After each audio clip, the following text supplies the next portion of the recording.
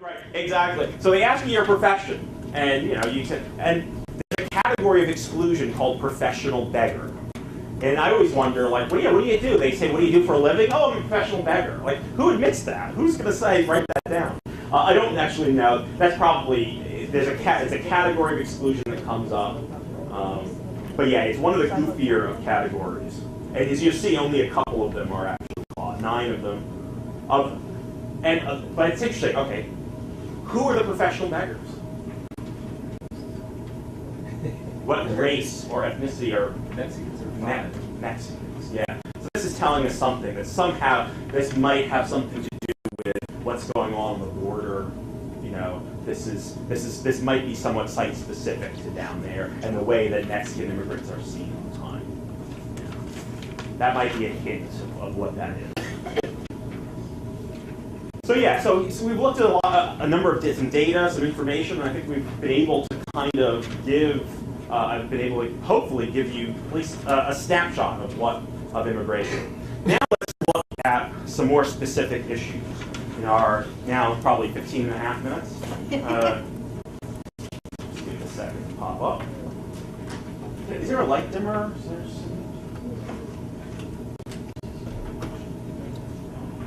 Not all of them, maybe just that stuff. All right, I just thought I would start off with, and I'm going to just go over some random themes here. This is a cartoon. This is from.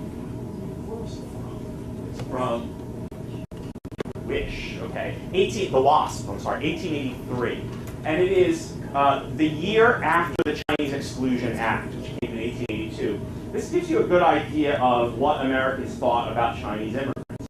Here is a Chinese immigrant. Well, what can we say about this immigrant? What is the immigrant doing? Everything. Oh, that's good. Yeah, multitasking. The immigrant is multitasking, doing all these jobs. And what's going on out here? Idlers. Nothing. They are native white labor who are out of work. And why are they out of work? Who's to blame for their unemployment? The Chinese, yeah. So here we have a case of the immigrant is bad because the immigrant is doing too good, is working too hard. There's a whole variety of reasons why Americans can think that immigrants are bad. One is that immigrants are lazy and they don't work. The other one is immigrants work too hard, right? You can't win. So this is the immigrant who's working too hard, doing too much, and also implicitly here, what else? Working hard, working a lot of jobs, and taking American jobs and working for less money. Doing all this work and doing it for less money. This is the stereotypical Chinese immigrant with the Q in the back. This is the hair, rather typical outfit for a Chinese immigrant. Sometimes it's today, if you travel around the world today and look at people, it's amazing how much similar people are dressed around the world. And there are some exceptions, but the uniform of t-shirts, jeans, sneakers, you can go around the world, and there are still people who have traditional dresses, but more and more people, if you were to go to China, most Chinese are going to, wear clothes that are very familiar to us. The Chinese immigrants at the time are very distinct in their clothes and their hairstyle, and they look very much different. I mean, I'm not talking racially, I'm talking in terms of their attire, as opposed to Chinese immigrants today who are dressed like pretty much everybody else. That's a native publication? I don't think it is actually. And this is the Wasp. That wasn't really the use of the term at the time. That comes in the 20th century. That's another thing to realize. We talk about nativism. This is pretty widely held views. Of the Chinese. This is not like some little wacky racist publication on the side. This is a pretty standard mainstream view of Chinese immigrants, widely held. Not so it's not going to be all that scandalous. To show you how widespread these views are, look at this one. This is not a cartoon; it's an advertisement, and it's an advertisement for laundry detergent. Remember what job often do Chinese immigrants do? Laundry, yeah. So this is Uncle Sam kicking a Chinese immigrant, the cue up in the air. Why is he kicking? Because he's using the magic washer. He doesn't need the Chinese immigrant anymore. So this is a made in USA commercial. Yeah, exactly. Exactly. Use our product, use this product, and kick out those Chinese immigrants. So they're using, when you think about it, they're using, and this is not uncommon at this time, to use racial stereotypes to sell products. What's the bill he's holding up there? I think it's the Chinese Exclusion Act. Yeah, I believe it's the Chinese Exclusion Act. Let me just read that. Yeah, I believe it's the Chinese Exclusion Act that occurs this time. So Chinese exclusion, 1882 is the first one. It has to be renewed a number of years. It's at first only aimed at the Chinese. Right? It will be later extended to other Asian immigrants. And it'll set a pattern for Asian immigrants, for Chinese immigrants, near exclusion. For all other immigrants, there will be another pattern, which we'll talk about after our break. Wasn't there a product that came full circle in the 60s? I remember a commercial about some kind of... Ancient Chinese secret, Calgon. Yes, exactly. I remember it wasn't. Yeah, I remember growing up watching this. This was the stereotype of the Chinese laundry person. Ancient Chinese secret. So Calgon, which it's the exact opposite of this. It's Calgon, an American-made detergent, using basically the seal of approval of the Chinese laundroman, saying, this is, it's an ancient Chinese secret. Yes, no, Calgon. I think you can actually find it on YouTube. I think it's on YouTube somewhere if you search for it. So now, it does not exclude all Chinese immigrants. The law excludes Chinese laborers. Going back to that professional, skilled, unskilled, teachers, doctors, clergy, students are still allowed to come into the country. Businessmen, merchants are still allowed. You'll often find immigrants coming in, Chinese immigrants after exclusion going, oh yes, my business partner is already here. Right? You would claim, if you were a Chinese immigrant already here, you would claim, oh yes, so-and-so who's coming is my business partner. That's a way. There are ways to get around Chinese exclusion. Prior to Chinese exclusion, about 250,000 Chinese in America, mostly on the West Coast. Let's see. I'm going to skip through a couple of these things. I want to talk about immigrants where they lived when they come to America. This is what? Dumbbell tenements, yes. Well, originally, just a tenement in general. What is a tenement? Multi-family. The actual, we connect the word tenement with immigrant today, but a tenement is really any multi-family building, 3 or more people, an apartment building. But it's come to be viewed, the classic tenement is sort of a classic working class and immigrant building. This is a classic, this is a dumbbell tenement, but before the dumbbell is actually not that great, but it's a reform. The classic tenement has 4 apartments, right? Now, let's forget that there is the dumbbell here. It has 4 apartments, 3 rooms per apartment, that includes the kitchen, and 1 window. So a front window, or for these, a back window. Now, how many people are going to live in here? Could be 7, could be 8 people. Depends how many children they have. They could take in boarders to help pay for the rent. So you're talking about a lot of people crammed into a very small apartment with very little light or ventilation. The whole purpose of the dumbbell tenement is to create more ventilation into the building. So the dumbbell, this is looking from the sky, looking down, 2 buildings, 2 tenements put together. If there's a little carve out in the middle, creates an air shaft. And that would create windows for the inner tenements. That was a huge, this is an actual dumbbell tenement. It's not very wide, as you can see. We're not talking very wide. This was a great reform in New York, especially. In reality, it was not very much of a reform. It didn't bring much light in.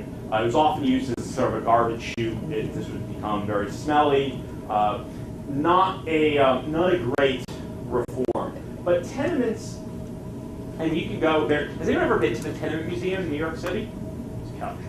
If you're ever in New York City as a tourist, visiting, whatever, try to go to the Tenement Museum. It's on Orchard Street.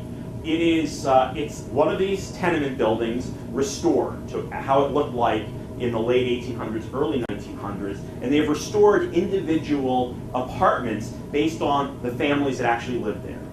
So they're, and over time as well. You would have 5 minutes. Also, is it not available online like your Yes. students can go through? It might have done that. Yes, you can go online. They do a very good job. I used to get in the 90s. I gave tours of the Tenement Museum. But these days, you can. I believe I haven't been on the website in a long time. But you can just Google Tenement Museum NYC. Go to the website, and you can visit them and have your students do some things on there as well. They're a very, very good job.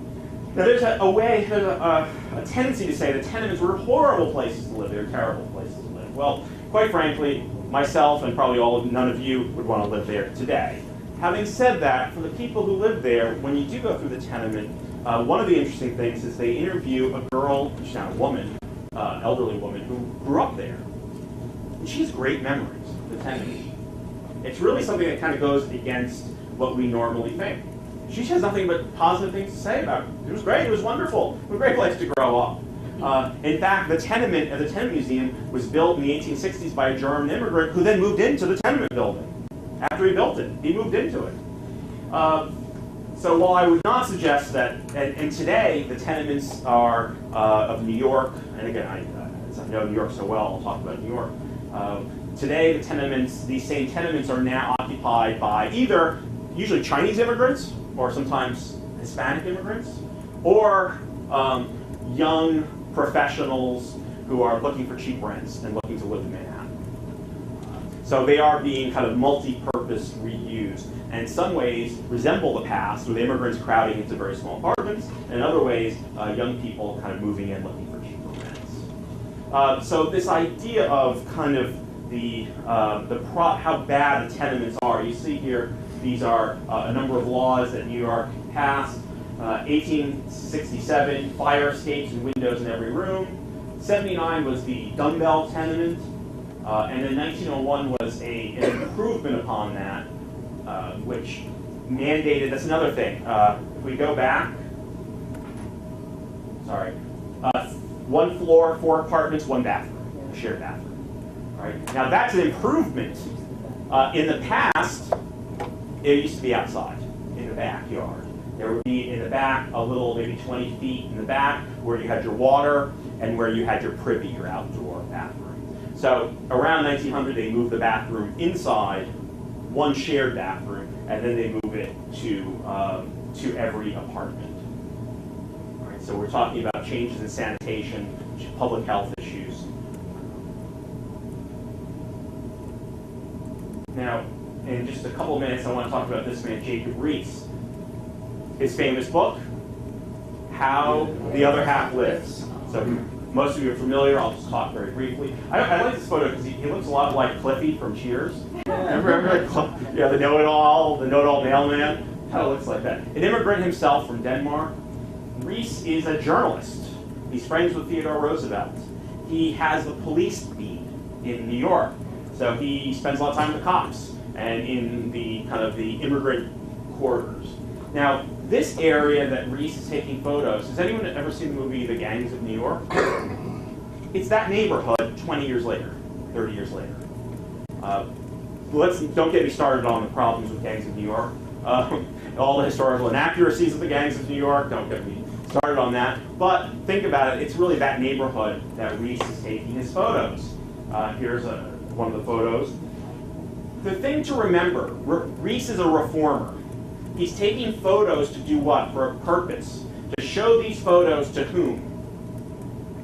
To rich people in general. Rich and middle class people, yeah. Saying, look, this is how the other half lives. Look how bad these conditions are. We need to do something about them. We need tenement reform. He's very interested in children. So he's very interested in parks. Children need parks. Because where do children play? There we go. Here's some street urchins in the street, children's street, and that's dangerous. It's bad. It's bad for their health. This is a wonderful photo. Looking at this photo, though, it becomes very clear what. These are stage photos. Yeah. Would you consider him a journalist or a photojournalist? Oh, he started as a journalist, print journalist, but then gets into the medium of photography. So I guess you could call him photojournalist. He's an investigative journalist, right? He's a journalist with a mission, right? He wants to make changes in society. He wants new laws to protect children. Now, how are we doing it, Hannah? You need to stop, actually. Okay, thank you. All right, I'm going to talk briefly about Rees when we get back from our break, and then we'll continue. Rees is a journalist, photojournalist, reformer. So he's an interesting case in that he wants to use his journalism, his photos, to make social change. And it's to keep that in mind, to look at the photos, right? First of all, to understand the stage nature of the photos. So these are the children. The title of this, I'm not sure what the title is, but oftentimes these are called the street urchins. And it's funny, you can actually see one of the kids and they're smiling a little bit, kind of laughing. The point was he did a lot of photos with children because he felt children were the most harmed by the tenement living in these neighborhoods. One thing that Rees does is he helps move us away from the idea of blaming the poor, per se, for their problems. What Rees does, he blames the environment. So it's the tenements, the crowded tenements, it's the dirty streets, it's the lack of park facilities. That is what perpetuates poverty. And you teach this as part of like progressive era? Yes, exactly. So I was actually debating how much I wanted to go in, but yeah, you can do Jane Addams as well. You can fit in Jane Addams here, another classic urban reformer who gets in there and wants to kind of improve the living situation of the poor, of the immigrants. Exactly. So it's all part of this progressive, and so much of the progressive era is urban focused, is northern urban focused, focused on the cities, improving the cities, improving life in the cities. So Rees is, he's in this progressive reform, and this is kind of interesting. This is a little riff on progressivism. One of the things that Rees gets done is the building of parks. There is one park. If you know the movie Gangs of New York, the main scene where all the fighting is, that 5 points. The 5 points today is the park. It's called Columbus Park, and it wasn't built by Rees. He didn't go out there, but Rees got the city to create this park because instead of having children play in the streets, they needed a park. They needed open spaces.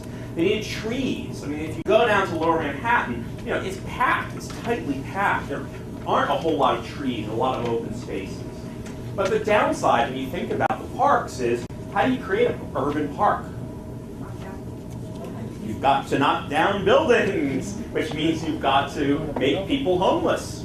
What do we call this? I don't know if Cincinnati, if there has a tradition of this. Gentrification or relocation? No, earlier, like let's say, think about 1940s, 50s, 60s. Urban renewal. Yes, you could say that Jacob Rees is kind of the godfather of urban renewal, which is the idea that you tear down existing communities, tenements, buildings, to make way for things like parks and so forth. We've got a great system of parks here in Cincinnati County. If you're going to be in town, Are any of Olmsted? Did Olmsted do a lot of work here? Yeah, yes, in Olmsted. Unfortunately, I'm leaving this afternoon, but yeah, I've read a little bit. I mean, Olmsted, New York, and Boston, big. So yeah, I kind of thought that. Is there one major park?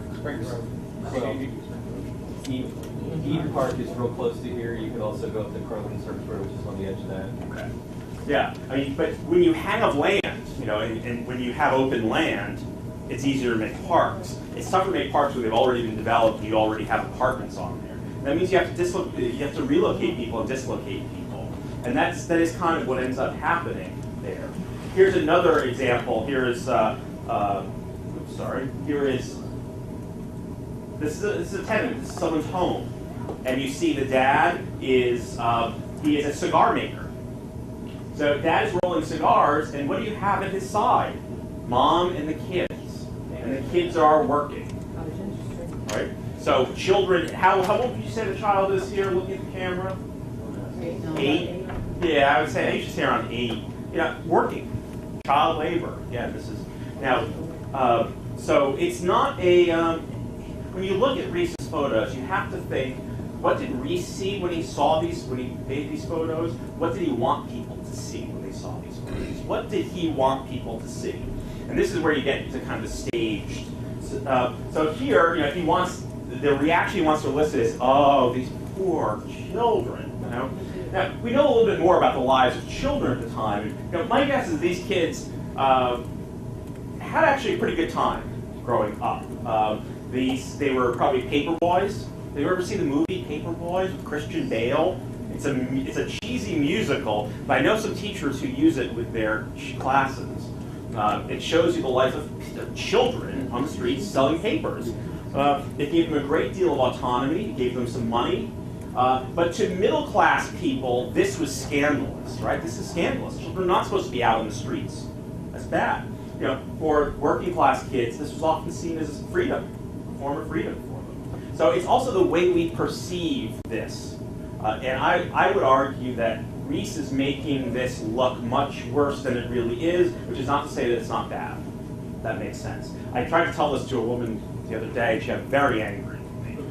That she seemed to say that this was, would you want to live there? No, I don't want to live there. We don't want to live there. This is not what I'm saying, but we have to understand how the people who lived there, what they felt and what they did, and many of them, most people create, they make do with what they have, right? They work within the constraints that they have, and they often, are able to craft lives out of what we often think of as not very good circumstances. To many middle-class people, they couldn't see this, right? It was difficult for them to see this, and sometimes it's difficult for us because we have the amenities of middle-class living. Like, I don't want to go back to a time there's no air conditioning. Okay? I just don't. But to see how this functions, you could see this as as child labor, as the perniciousness of child labor, or you could frame it another way. Family together, working together, and doing what? By working together, they're able to make money.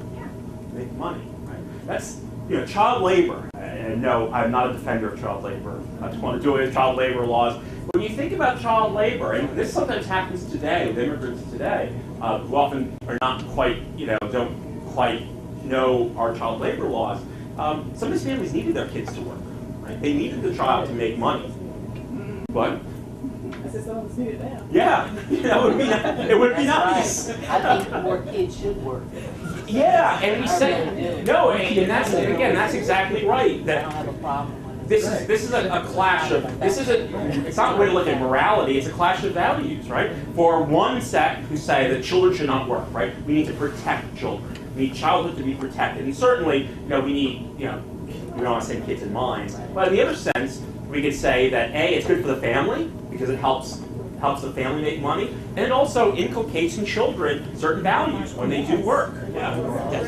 They grow up and values don't that they develop in the rural communities, and then when they transform into the urban, Sure. that was what they knew. They knew the whole family getting up and going to work. And so Children always work on it farms. wasn't a leap, yeah. Exactly. Children always work on farms. And yeah, you're right. Much of the child labor laws are a reaction to industrialism. It's the child, the 8-year-old child in mine.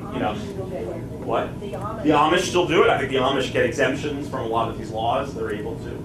So Reese, we have to remember that these photos are somewhat manipulated. They're designed to get a kind of reaction, and they represent a mindset of a middle-class reformer who, when they see this, see not abuse is too strong of a word, but they think that children should not be put to work like that. This is a man. This is his living arrangement. This is his bed. This is probably a basement of a tenement. He's got 2 barrels, a wood slab, and some dirty mattress there. This is where he's living. Let me scoot over here so you can see. I'm guessing you wouldn't want to be on the floor. No. Rodents, rats. Yeah, you sort of want to get up from the floor. This is another famous photo. Sometimes you try to count the number of people in this photo. It's 1, 2, I think 3, 4, 5, 6, at least 7. There might be another 8th in there. Living in a crowded tenement. Now, there's a couple of ways to look at it. One, this is horrible overcrowding. It's not sanitary. These men are living under conditions that we wouldn't want to live in. On the other hand, think about who these men are. Men, male immigrants coming over. Why is this attractive to them? And attractive, I'm using a relative term. It's basically a cheap bunkhouse for them. They're out Cheap. working all day. Cheap bunkhouse, yeah. They're out working. They're not. I mean, they're not hanging out watching TV, drinking beers at home, kicking, putting their feet up. Right? PlayStation. Oftentimes, you find they sleep in shifts. So, one person has the bed for 12. That's theirs for 12 hours, and I get it for the other 12 hours. And it's incredibly cheap. It's cheap, and it's a way for them to save money and to either send money back to their family or to get money to bring their family over, or to bring their family over. Okay. Yes. Something very similar to that is going on right now with the airline pilots. Oh, tell me. I'm not familiar. Well, there was just an expose done on positions of the airline pilots that for the commuter jets.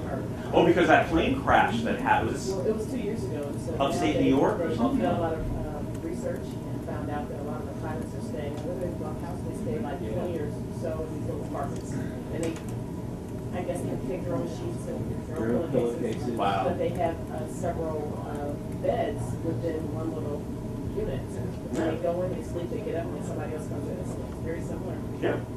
Yeah, no, these Pilots, the ones that are flying us around.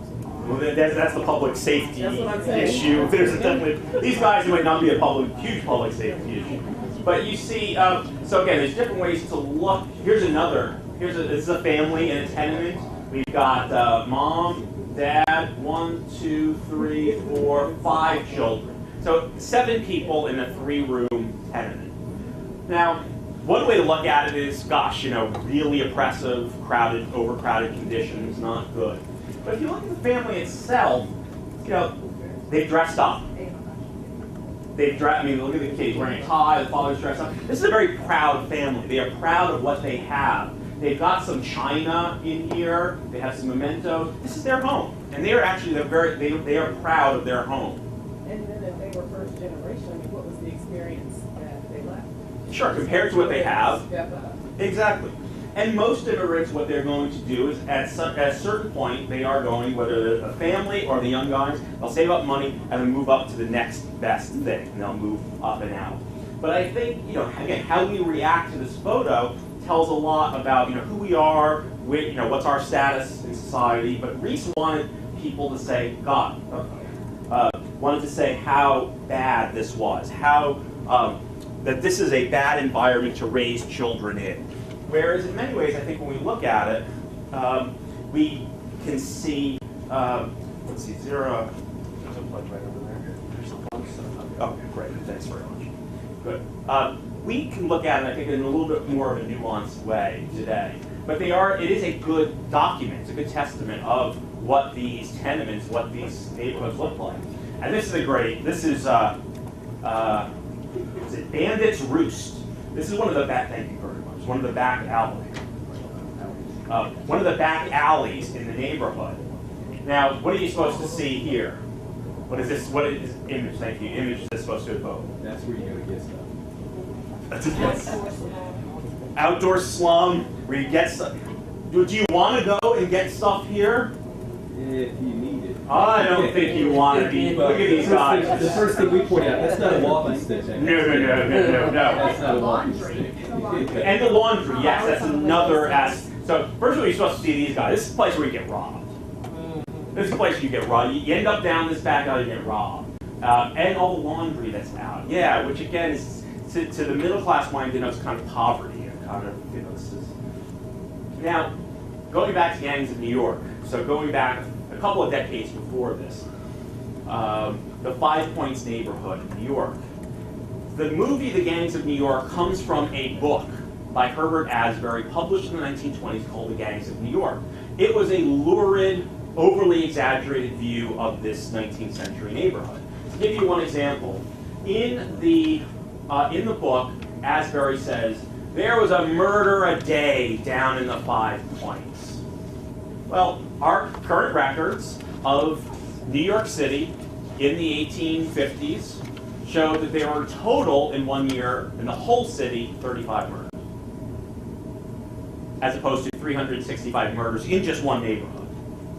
he's drawing this idea, this lurid view of this place, of these poor neighborhoods as places of deep crime. And I think a few decades later, we started doing the same thing. There's a sense of fear, right? This is a place of danger, of criminality. Now, were there criminals in this neighborhood? Most certainly. No denying that at all. But was this a place that, if you were going to head down there, you were going to get mugged or beaten? Probably not, as long as you were minding your own business. And it's interesting how I think in some ways we think of poor working class neighborhoods similar way today, right? There's this idea, dangerous, don't go down there, you're going to, bless you. When in reality, there is, I'll tell you a story. In Boston, I take my Boston history students, we do walking tours. And inside class time, outside class time. One of the tours that we do is the neighborhood Roxbury, which is the African American neighborhood. My students get very nervous about going there. And I had one girl last time who, her dad did not like the idea of her going to this neighborhood. And I had to reassure her. I told her I'd walk her from the subway to the meeting spot, told her it would be fine. The students go on this trip, and at the end they're like, this is great. And the student whose dad did not want her coming, at the end she's like, this is great. He goes, I'm going to take my dad here. This is terrific. The images that we have in our mind of neighborhoods that are not middle class, and we often think, this is... and I think the Reese suffers from the same thing. He's not seeing the everyday working people in the neighborhood, the way that people are making their lives in what are not the best of circumstances, obviously, not the best of apartment buildings.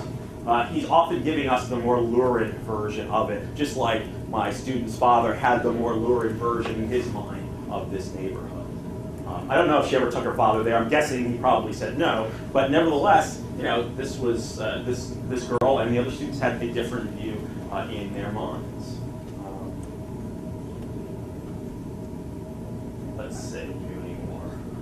This is Mulberry Street. This is the street where many of the photos are taken.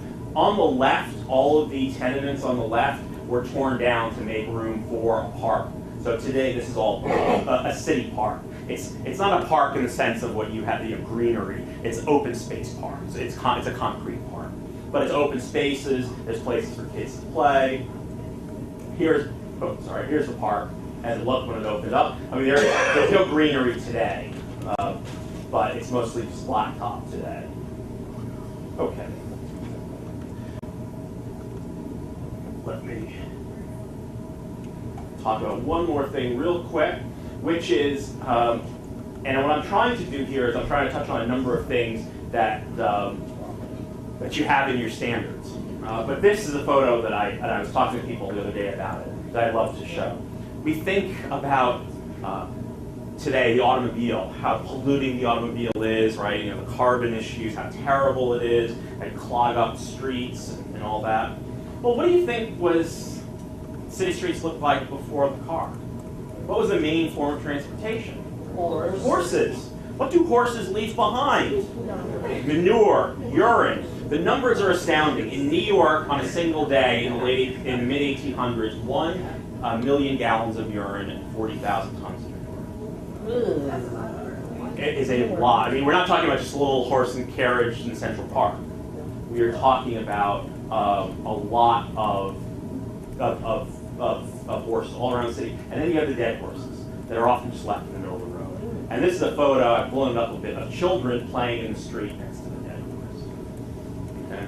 So anytime people say, oh, things were always better in the old days. The old days were always better. But yeah, think about what it was like just even to walk around in the city with all these horses. Last night I was downtown and they had the little horse-drawn carriages, and I walked by and there's like 2 horses there, and boy, did it stink. And imagine there's like 1,000 horses on the street. Think about how. So I'd like to show students that. One other thing that I want to just mention briefly, these are all skyscrapers, is politics. Right? The form of politics in many big cities at the time was machine politics. So many of the immigrants who are coming in are attracted to machine politics. Often the Democratic Party, And again, apologies for being New York-centric, but when you talk about political machines, we often have to talk about this man, Boss Tweed. Sure, Tammany Hall in New York, which was the New York Democratic Party. Boss Tweed, the highest.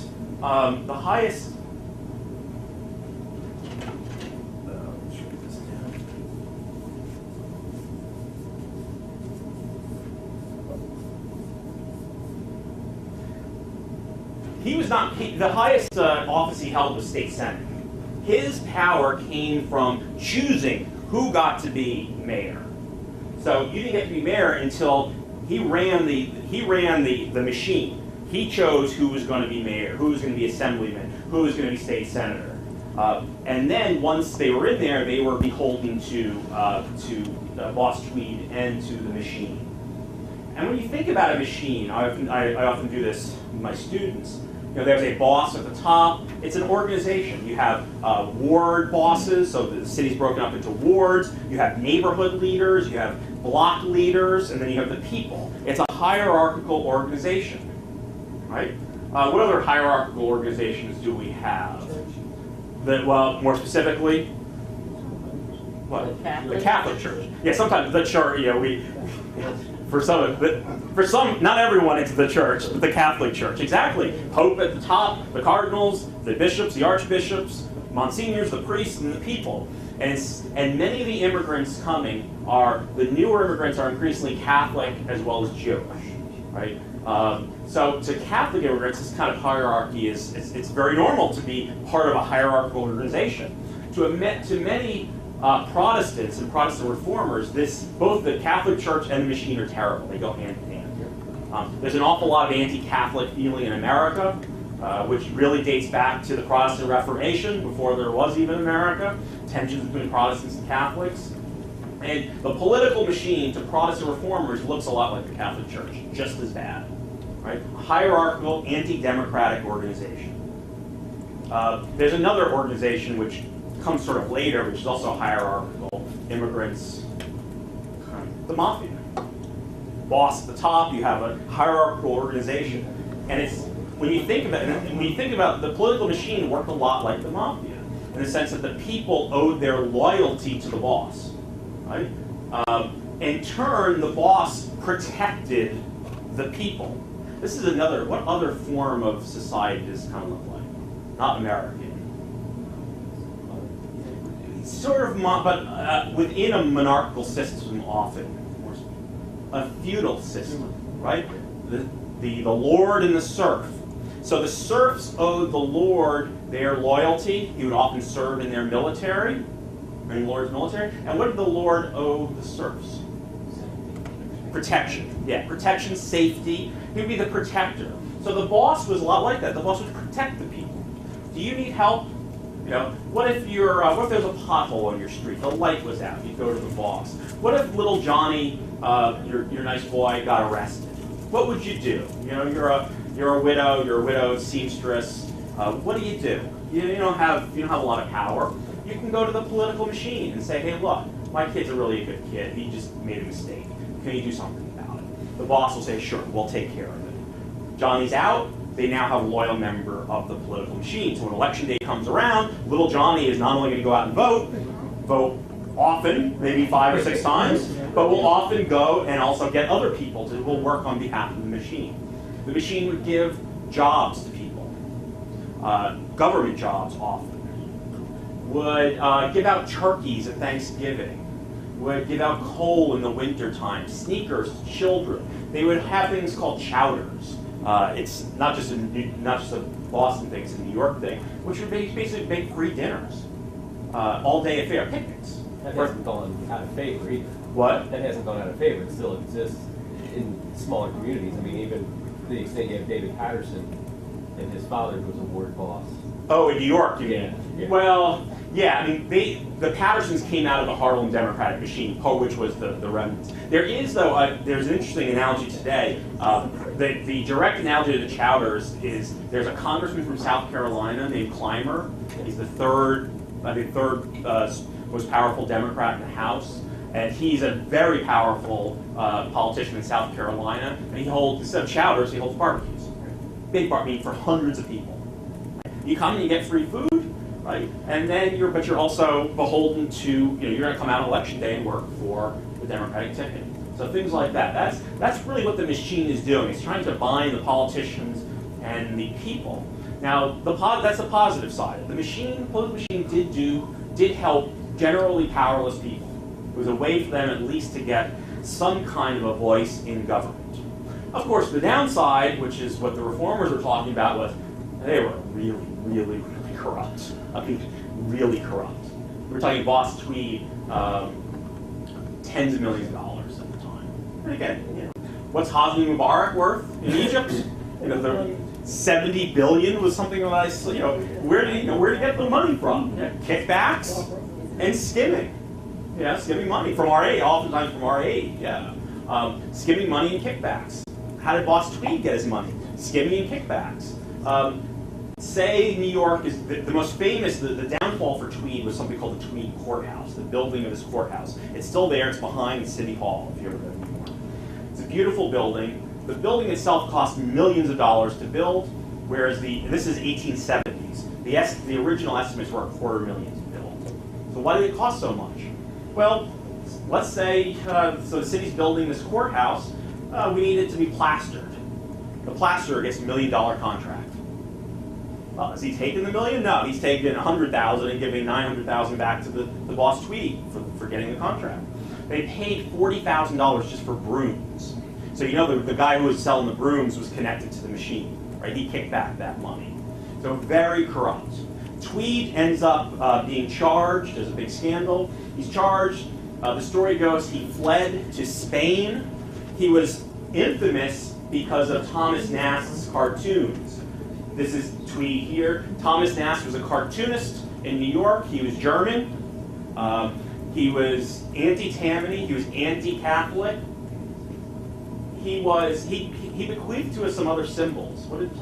Besides Boss Tweed, what did he give to us? The donkey and the elephant. And he also was the first person really to draw the modern Santa Claus. He didn't come up with the idea of Santa Claus, but the Santa Claus that we know today. So he does he's just merciless against Tweed. And here this is the Tweed ring. Who's to blame? You see here are all the contractors who got the contracts, and everyone's pointing to someone else. Someone else's fault. It's interesting to note these guys here. We're going back in time a little bit. This is 1870s. If you look at how they're drawn, these are supposed to be Irish immigrants. They're drawn as as gorillas. They have kind of simian features. And that was actually common in England.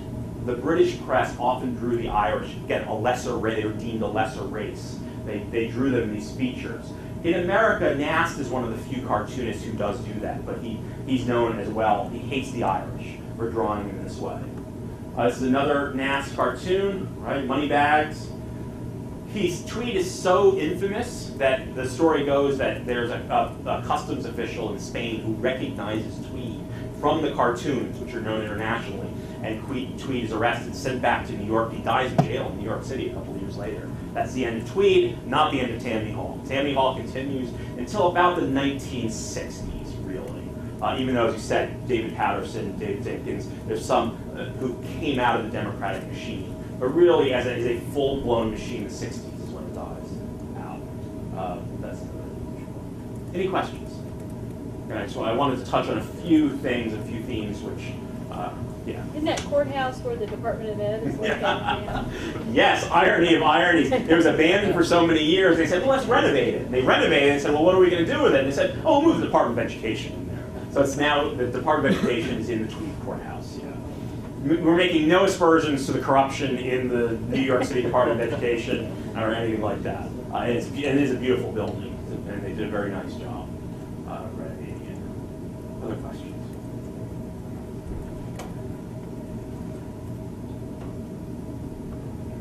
All right, let's switch one more. All right, some of this stuff I want to go through sort of what's based on my book about Ellis Island. We touched on a lot of this stuff, so I'm going to go through it a little bit quickly. I want to look at a couple of cartoons. I like cartoons. How do people use cartoons with their students? students really, I find, I use them with my college students, really like cartoons. It's a good way not just to teach the history, but also teach the process of analysis. How to analyze things, how to take symbols. What are the meanings of symbols? That images are not one-dimensional. There's 2, 3 dimensions to it. That something can represent one thing, but also represent something else. It symbolizes something else. It's a very good kind of pedagogical tool. This is called, and this is the actual title of the cartoon from 1882, Judge Magazine, respectable magazine, The Dream of the Jews Realized. And what you have here is the John sound for John Smith dry goods coming down, and in its place, Moses Eichstein. You've got Lippheim diamonds. You have the New Jerusalem Herald. Well, it doesn't take too much to see what's going on here in the cartoonist's mind, which is, if I could summarize it succinctly, the cartoonist believes that the Jews are taking over, right? They are too damn successful. Remember the Chinese immigrant that we'd seen earlier, one working already? Right, that's another view of it. That the Jews are so successful that they are driving out the John Smiths. They're driving them out. How can you compete with people like the Jews who are, and again, think of all the stereotypes, the crafty. This is what this cartoon is saying. That they are too successful. They're too good at business. And there's no way that the natives can compete. So here's one element of a kind of anti-immigrant cartoon. This is the flip side. This is The Stranger at Our Gate, 1896. 2 men, Uncle Sam, and then the immigrant. How do we describe the immigrant? Pitiful? Yeah, pitiful. What? Yes, exactly. That's what I was saying. The man's carrying a lot of baggage, right? This is his baggage is poverty, disease.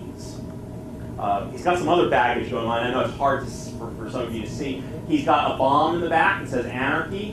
What's this red thing? Can you tell? Keg. A keg, a beer keg. And it says Sabbath desecration, which means that he's drinking on Sunday. Yes. This is not meant to be any one immigrant, because who are the Sabbath desecrators, all you Cincinnati folk? The Germans. Yeah, the Germans. And sometimes the Irish, but really the Germans. And when you think about this, and this is what you always have to remind your students, why were they drinking on Sunday?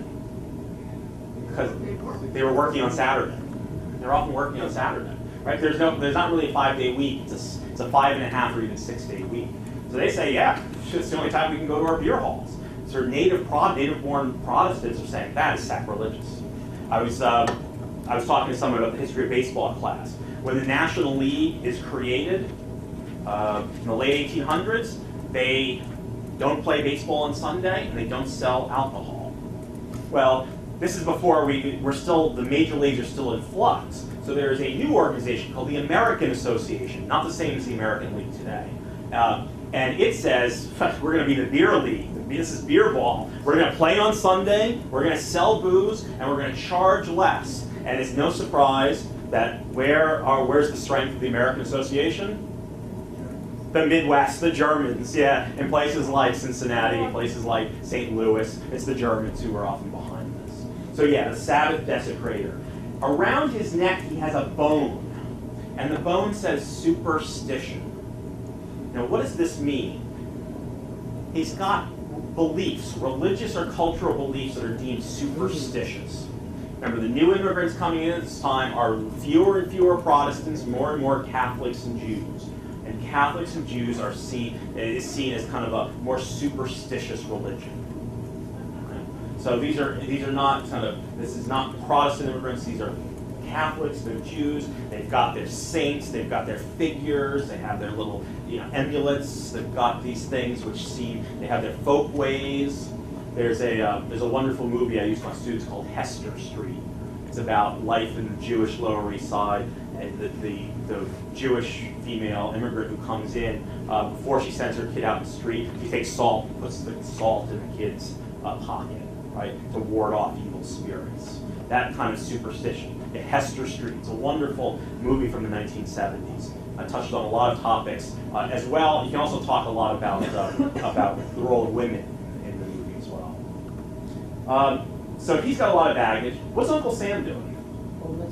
Holding his nose. All right, here, this is one of the ways for multiple meanings. What does the holding one's nose mean? Stink, yeah, all right. So it's implying that there's some kind of stench emanating from this pitiable creature here. What else can it mean?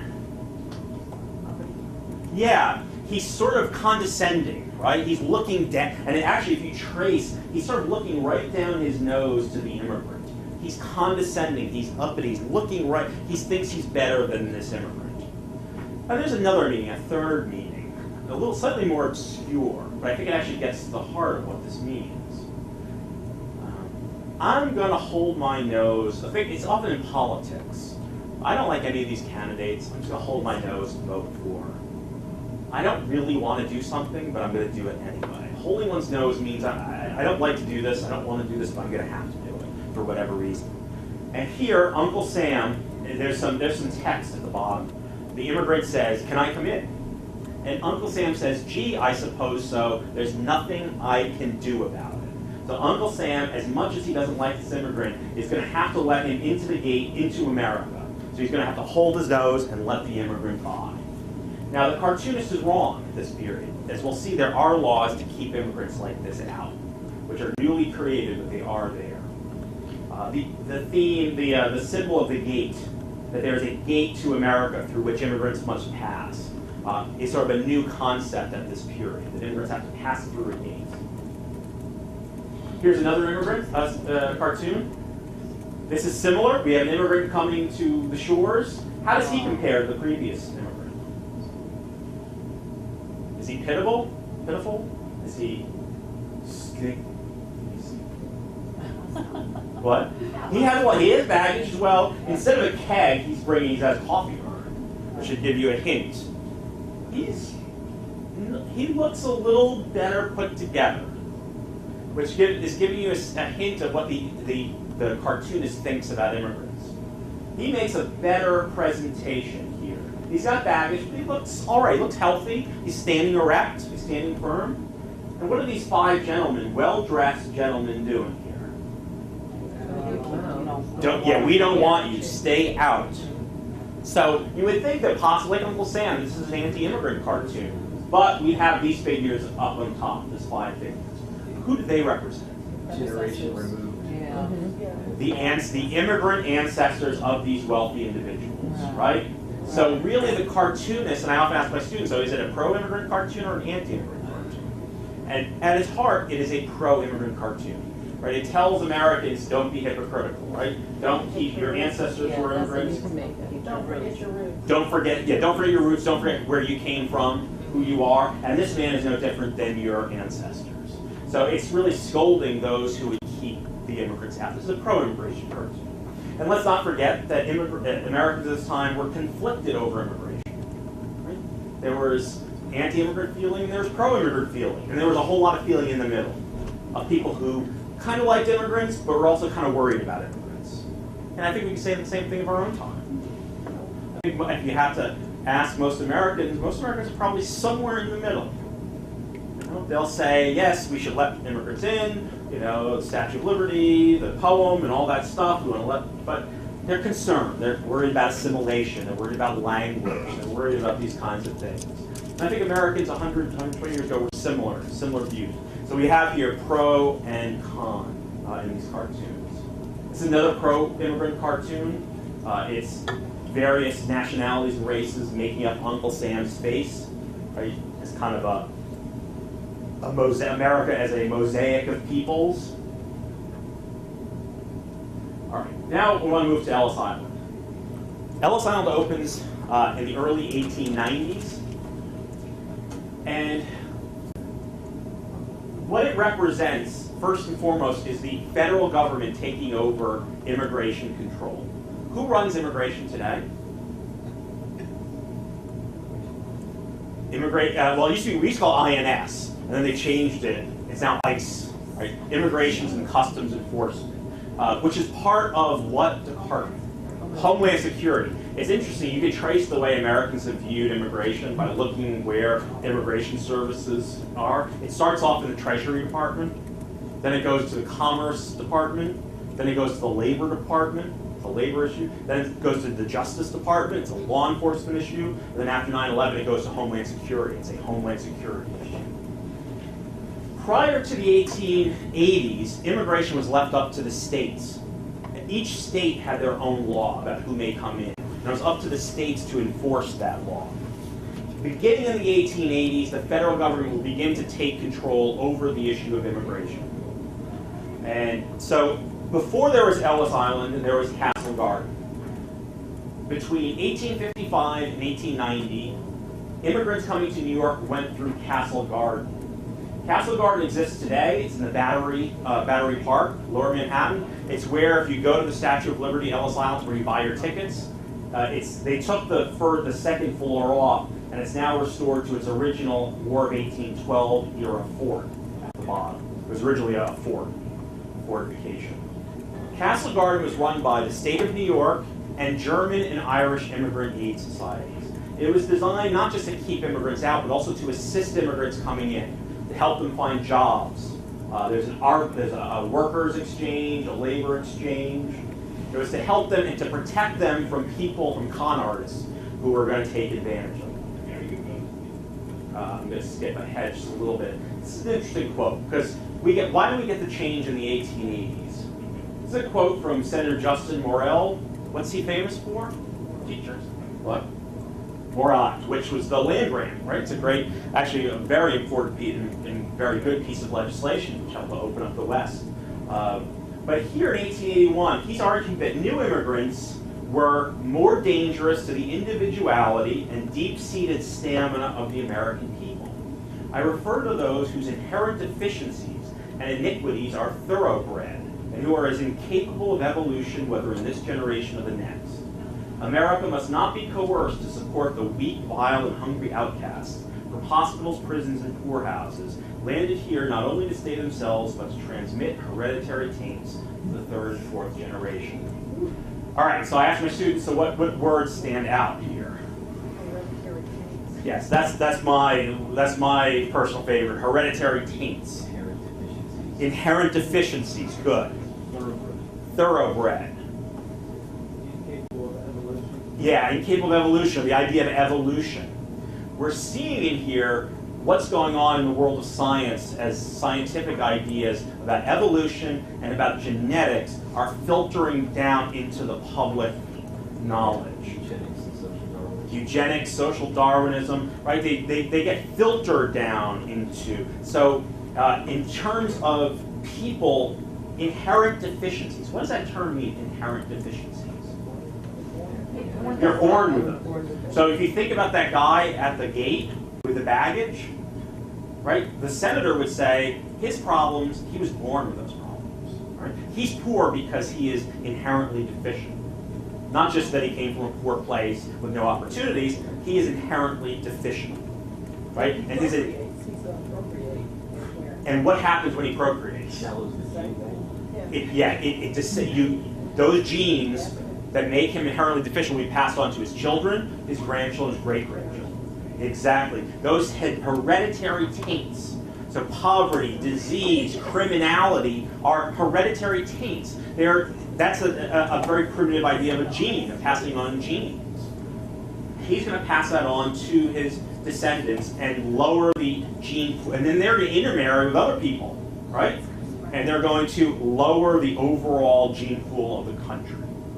That's the fear that the senator has. He's taking these ideas of evolution, of genetics, right, and he's putting that onto the immigration problem. And these problems that the immigrants have are inherent. And you get, as we'll see in a second, eugenics and so forth, this idea of, well, what do we do? So, why this 1880s, 1890s? Well, we see an increase, if we look at our table from the beginning, we begin to see an increase in the 1880s of the numbers of immigrants coming in. We're starting to get 500,000 a year in the 1880s. We also get a shift. We're always talking about new immigrants and old immigrants. The great thing is that today's new immigrants will be tomorrow's old immigrants. Today's old immigrants used to be the new immigrants. So the old immigrants in the 1880s were the Irish and the Germans. The Irish used to be seen as, again, inferior, deficient, the lowest of the low. Now they're beginning to look okay to native-born Americans compared to the new immigrants. And the new immigrants are coming from they're coming from Southern and Eastern Europe. So if we look at the 1880s, the three countries that send the most immigrants to America are Germany, the UK, England, and Ireland. 20 years later, that's completely changed. The three countries that are giving the most immigrants are Italy, Russia, and the Austro-Hungarian Empire. Most of them are going to be Catholics and Jews. We look at it through numbers, the 1880s, about a 4-to-1 ratio, Northern Europeans to Southern and Eastern Europeans. 1890s, about even, and then 1900s, 3-to-1 flips the other way. So the ease of assimilation with dress, food, language, those things. Yeah, completely different, completely new. These are, so if you get fears of assimilation and deeper fears like morality, these are even more inferior, right? They're lower on the racial hierarchy chart. A couple of things very quickly. One, we have to always keep in mind when we're talking about this time that the U.S. is not the only place taking immigrants.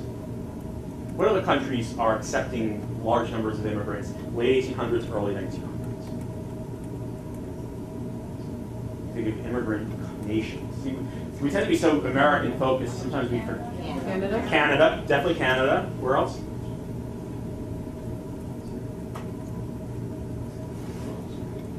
What? Australia, exactly. Australia, Canada. More specific. Argentina.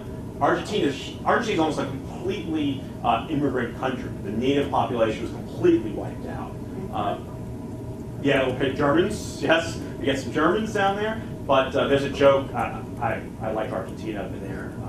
There's a joke about Argentinians. What's an Argentine? It's an Italian who speaks Spanish who thinks he's French. So it's a heavily Italian country, basically, because of this immigration. Brazil as well. Giselle Bundchen is not a traditional Brazilian name, I hate to tell people. That is a German name, right? So Brazilians have an even bigger mix because of also native peoples as well, and Afro-Caribbean people as well. So Brazil, Argentina, Australia, New Zealand, Canada, England takes some as well. So we're not the only country as well. And additionally, most of the immigrants we're talking about here are Europeans, but there are non-European immigrants as well. There are immigrants from the Middle East. So we get immigrants from Lebanon, Turkey, Syria. Some of them are Jews. Most of them are Christians. Very few are Muslims in the Middle East. Most of the immigration tends to be Christian and some Jews as well. And we get immigration as well during this period from the Caribbean. We get black immigrants from the Caribbean often coming up to northern cities as well. About 150,000 black immigrants come through Ellis Island during this period. Again, another thing that we sort of miss in talking about the larger story. Okay, so actual newspaper headlines from real newspapers: lunatics and idiots shipped from Europe, the world's dumping ground. This is what Americans feared at the time, that America was going to be the dumping ground for the rest of the world for all their lunatics, idiots, and criminals. And we get the creation of Ellis Island. Now this is the building today. It's not the original building. The original building was made of wood and burned down a couple of years later. This is opened in 1900, and it's made of steel and brick in New York Harbor. This is kind of a funny story. Annie Moore is the first immigrant. She has a statue at Ellis Island, and there's also a statue of her in Ireland at the port where she left from. Why she was the first immigrant tells us a lot about immigration. She's from Ireland. She's the first immigrant to come over. She's about 15, 16 years old. She comes with her two younger brothers. Not quite sure why she was picked, but if you look at the ship that she came in on, there were only about a dozen Irish men and women on the ship. The rest of them, Russian Jews.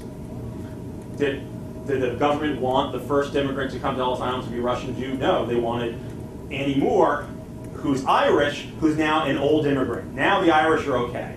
Now they're socially acceptable. We can bring them in. I'm going to skip through. We mentioned, 1882, the first federal immigration laws. We mentioned the Chinese Exclusion Act. to ban Chinese laborers. And it's renewed for a couple of years and then made permanent. When do we have the first repeal of Chinese exclusion? Think historically. When might the United States... What? Well, this is we have the restriction this time. When might we start to have positive feelings about the Chinese? World War II.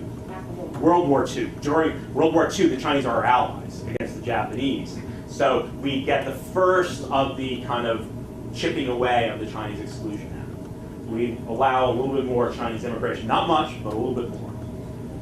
And then in 1965, that's done. That's done away with. Then there's a second law, this 82 Immigration Act for everyone else.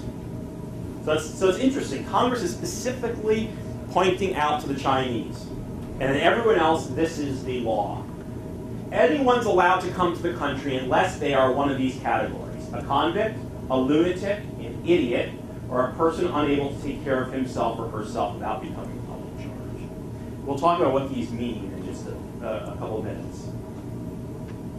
1891, that list is expanded. Idiots, insane persons, paupers, persons likely to become a public charge, persons suffering from a loathsome or a dangerous disease, persons convicted of a felony or other infamous crime or misdemeanor involving moral turpitude, and those damn polygamists. Polygamy was, in the 19th century, was actually a very big issue, mostly dealing with Mormons. In addition to that, steamship companies were put on the hook for sending people back. What that means is that steamship companies would weed out immigrants before they sold them tickets. Why? Because they didn't want to have to pay a fine if an immigrant was turned away. What that means is, for all the talk about immigration restriction and exclusion, throughout the history of Ellis Island from the 1890s to the 1920s, to the Quota Acts, less than 2% of immigrants are turned away. If you get to Ellis Island, you have a 98+% chance of getting in. And the main reason for that is that steamship companies won't sell tickets to immigrants they think are not going to make it. They have their own inspection stations in European ports. I haven't found a lot of good statistics, but one statistic I found on the number is in 1 year, I think 1906, 1907, it was estimated that 60,000 immigrants were not given passage to the United States by steamship companies. Now again, we talked about immigration to other places. A lot of those people ended up in other places. They went to Canada, they went to Australia, they went to Argentina. But they didn't come to the US. In 1903, anarchist is added to the list. Why would you add anarchists to the list in 1903?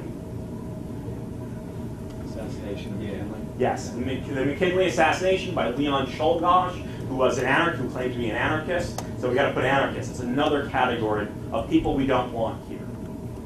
Let's talk briefly about the categories. As we saw earlier, the main category that people were sent home for was persons likely to become a public charge. What does that mean? Welfare. Welfare. Except that there really wasn't welfare at this time. But a public charge would have meant there was, it would have meant the poorhouse. The poorhouse, the mental hospitals were all public institutions. So someone who ended up in one of these public institutions, or someone who ended up as a ward of private charity, right? Private charity had to take care of them. The interesting thing about the wording of this phrase, if you think about it closely, one is what a public charge is, but the other is likely to become. I'm not a big grammar person, so I don't know what the actual tense is of that. But what it's asking is, what? The potential to become. Not currently is. It's asking, the Congress is passing this law, putting these words in, and it's up to the officials at Ellis Island and all the other ports. There are many Ellis Islands at all ports and borders all around the country. Asking government officials to interpret this, and are asking them to predict whether the immigrant in front of them might be, in the future, a public charge. That's Morell's quote, and it's the hierarchy of the view of ethnicities and races. Yes, you'd immediately think that they would sort of resort to the racial hierarchy. And we see a little bit when we saw, for instance, the professional beggars, half of them were Mexicans. There's an element of that. But at Ellis Island, as much as I can tell, they try to avoid using racial categories for exclusion. Now, sometimes it would creep in subtle ways here and there, but by and large, they would try to figure out, and I'll talk how it came up in one instance. They were trying to figure out, how do I predict? These officials, what you're getting is not just immigration law, it's so many laws, the subjectivity of law. That law must be interpreted. And often, the interpretation and the enforcement of law depends on who's doing the interpretation and the enforcement. What political administration is in charge, or in Ellis Island, who's working that day? What officials, what doctors are working? That's the subjectivity of what's going on here. So, public charges. Let's look.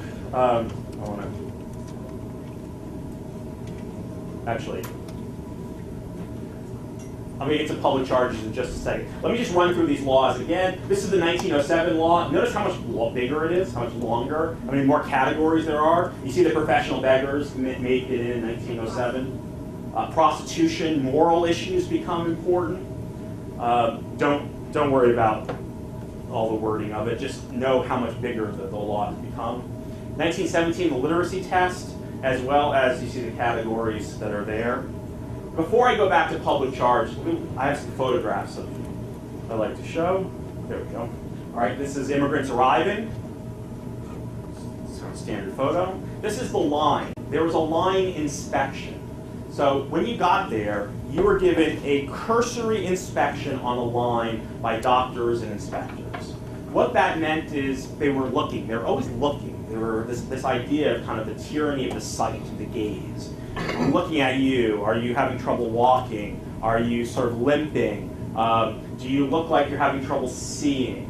Are you having trouble up the stairs? Are you out of breath? They would look. They would touch. This is, you didn't have a lot of privacy. They would run there. They would look in the scalp to see if there are any scalp issues. They would look at the curvature of the spine to see if there was any problem there. They would look. I saw a number of immigrants who were turned away for heart disease. I thought, what, they had CAT scans there? I mean, how did they know they had heart disease? And especially this line where, each immigrant, there's a few seconds you get to look at them. What they would look at is fingernails. A fingernail can tell you, I'm not a medical doctor, I'm the fake doctor, I'm the PhD, the useless doctor, not the medical doctor. You look at the fingernails, it can tell you a lot about someone's health. And I didn't really know much about this, but then a couple months ago I saw Dr. Oz had a whole show devoted to this. And for instance, one of the things, a fingernail is kind of curved like this, can show the potential for circulatory problems. So they were looking for bits and pieces of evidence. And if there was a problem, whether it was medical or whatever, they would mark you with a piece of chalk and set you aside for further inspection. Yes? The ones we're here were before, right? This theory. Good. Very good. Very good. So what you have here is a class system. The boat, if you've seen Titanic, you know there's a class structure on the boat. There's first class, second class, third class steerage. The boat comes in, it's a big boat, comes into New York Harbor. When it comes to the harbor, it's boarded by doctors who inspect the first and second class passengers. Very quick board inspection. They look their papers over. If everything's okay, when the boat lands in New York, first and second class passengers get to go wherever they want. They don't go to Ellis Island. Except if they're sick or if there's some problem, paperwork problem. Then they have to go to Ellis Island. So Ellis Island is largely for people coming in steerage, the lowest form. So what that means is, say a family's coming over and they're bringing grandma. Sometimes you'll pay a few dollars extra to put grandma in second class, hoping that she can avoid going through Ellis Island. Now, despite that, you had commissioners of Ellis Island who thought that was a terrible idea. Every immigrant should go through Ellis Island. Why? What kinds of disreputable, undesirable immigrants come through first and second class? Criminals, thieves. What other type of criminal? Yeah, gamblers, prostitutes come through. So they want to send everyone through. But the problem is the immigration. This is something that's not quite understood. Our immigration law is not just for immigrants, it's for anyone visiting the country. So who's coming through first and second class? Usually it's wealthier people, but many of them are tourists. Many of them are just coming for visits. Many of them are British. The British were the people who complained the most about the immigration system. They hated to go to Ellis Island because they hated to be put with the dregs of immigrants, which they called them. They hated to be put in with all these other Southern Eastern Europeans. So there was a great political resistance to putting these people through Ellis Island. So they never went through. It's exactly right. The people you're seeing here are people in third-class horse steerage, which are believed to be the poorest and those who are most likely to be one of these excludable categories. Immigrants being tagged. Now, about 20% of immigrants were set aside for further inspection, medical inspection, a hearing, or a mental testing, which we'll talk about in a second. Then there was this test, the eye exam. Trachoma, if you remember that the commissioner's report, trachoma was the disease that sent most immigrants home in terms of diseases. Not tuberculosis. If you had tuberculosis, you weren't going to get it taken in the first place. You know, that was only people who had maybe got tuberculosis on the ship, or it had been the effects had come about when they were on the ship. But trachoma was an eye disease. It was basically an inflammation of the back of the eyelid, and what it would do is sort of a granular infection, and it would basically scratch your cornea, and you could go blind. It was a terrible, terrible disease, and it was infectious. So they had the eye exam, where your eyelids would be flipped back, and everyone loves that. Has anyone ever had their eyelids flipped back at the doctors? Yeah, I've had conjunctivitis once. They had to flip it back. So the doctor would flip back the eyelid, evert it, and look to see if there was any inflammation on the back of the eyelid. Don't they use the same stick over and over? Well, see this guy over here? See this guy over here? He's wiping holding it on the rag. He's holding a rag which is supposed to be soaked in disinfectant. Theodore Roosevelt, when he visited, complained that they weren't cleaning the device. They weren't cleaning the button up. So we had different, sometimes they did, sometimes they didn't.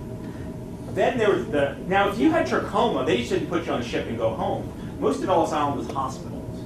They would put you in a hospital and try to cure you. The treatment for trachoma was really, really horrible. I mean, it involved like some kind of a pumice stone and I read it and it was like, okay, that's enough. I think I understand. It was not. Again, you were talking about science. You were talking about medical science. It's still, compared to today, relative to today, somewhat primitive. So, this is the main hallway. Today it's empty. This is the main feature, but there's no bars here. These individuals are going to the registry clerk. They've passed their line inspection. They're going for a final interview in which the ship's manifest will be in front of the clerk, and they're just interviewing them based on the information on the ship's manifest. If everything pans out, they get to go. Here's a photo.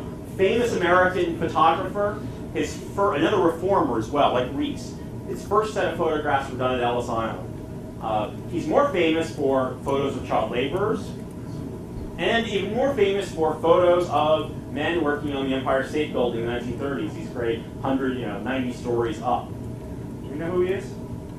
Photography buffs. Lewis Hine. Lewis Hine. This is his first series of photographs were done at Ellis Island. Wonderful, composed shots. Anyone want to take a guess what the title of this is? Mom and Child. On the right track.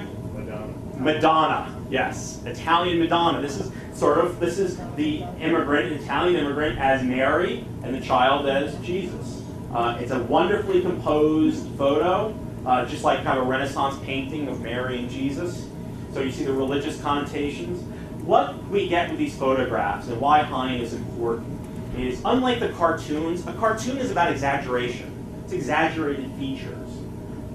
These photographs now humanize the immigrant. You look at this photograph and you don't think this is some undesirable person who's going to pass hereditary taints down to the child. These look like human beings that you can relate to. And these photos, Hine's photos, are designed to bring out the humanity of the immigrant and show them to the average American. Here's more Hine photos. An immigrant resting on top of all of her worldly belongings on a bench. Immigrants getting off the ferry, a family. Again, the idea to humanize them, to show them as not these degenerate creatures. This is another photographer. This is Augustus Sherman, who was an amateur photographer. He worked at Ellis Island. He was an inspector. This is a woman from Ruthenia. Seeing this woman, maybe even today, what's the first word that comes to mind? Gypsy. Gypsy, yeah. If you were in 1910, you saw, you'd say gypsy. And gypsy, of course, has a lot of negative connotations then and even today as well. But if you look carefully, to me, the most striking thing about the photo are the eyes.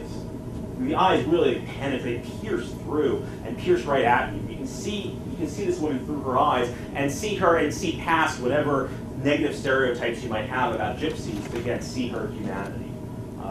Now, Sherman was also interested in, let's say, the more colorful immigrants who came through. He took photographs of circus performers coming through, midgets, dwarfs, and tall men, microencephalatics, I think it was called, people with small heads. Yeah, and this is another photograph that Augustus Sherman took. This is Frank Woodhull. Frank's story is interesting. Let me explain this to you. We're going to talk about the subjectivity of laws. Frank is a Canadian who lived in the United States for about 20 years, never became a citizen, went to England on vacation, comes back. Because he's not a citizen, he's liable under immigration laws, and he has to go through Ellis Island.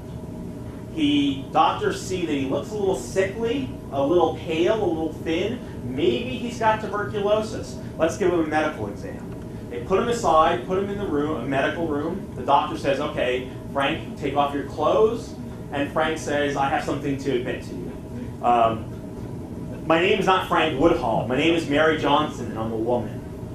This is a woman named Mary Johnson. For the previous 15 years, Mary had lived her life as a man. Think about women at the turn of the last century, how restricted their lives were. They could be a wife and mother, possibly a teacher or a nurse, and that was really about it. Mary was not going to marry. I don't think she had any marriage prospects. So she puts on men's clothing, and she goes out in the world as a man and becomes a successful salesman. She's a successful career. Now the question for Ellis Island is, do you let her back in the country?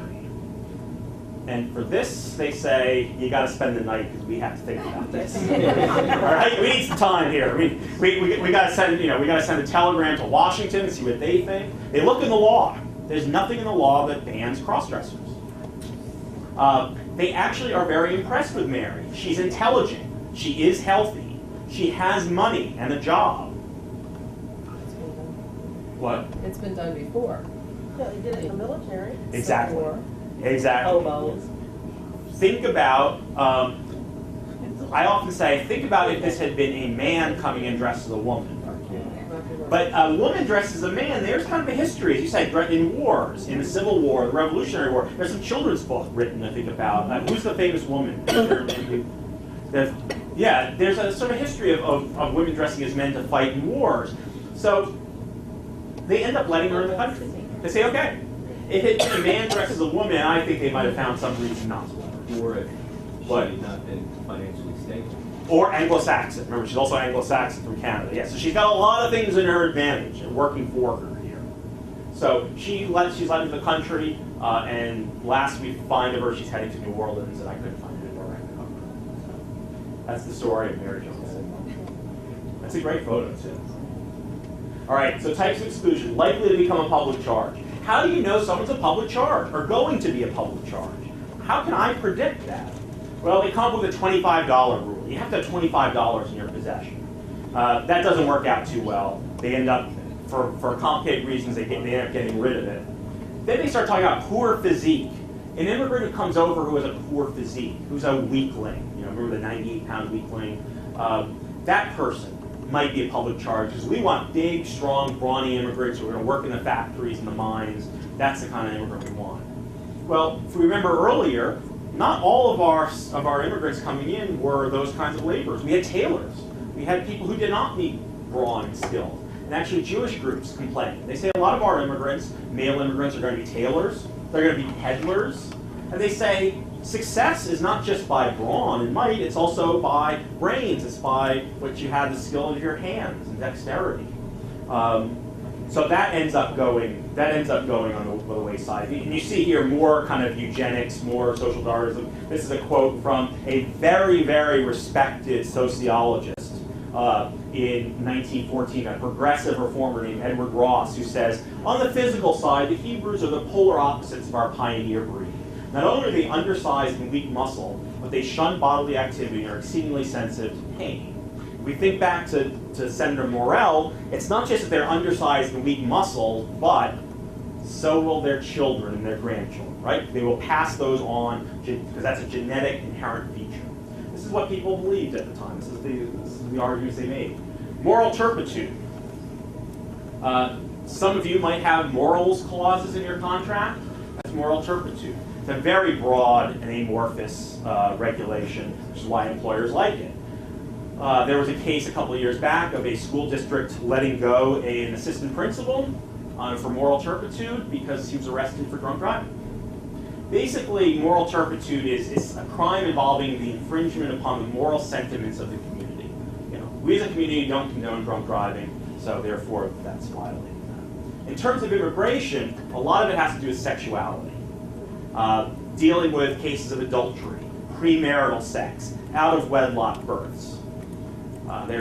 In my book, I have lots of cases of individuals, women often, who, one case I'll tell you quickly, a man comes from Poland, leaves his wife and children behind in Poland with his best friend. They're going to stay with the best friend.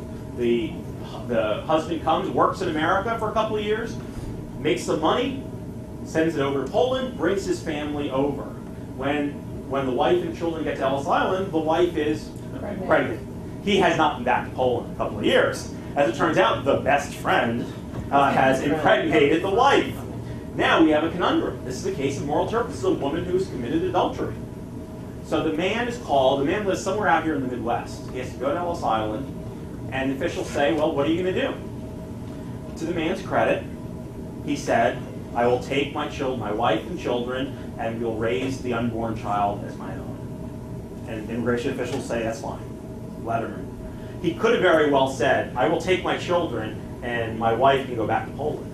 And they probably would have sent her back, right? But he did not. Lots of cases like this. A young man and a young woman, unmarried, coming over together. Officials will often ask probing questions, like, did you have sex on the boat? They would ask very personal questions.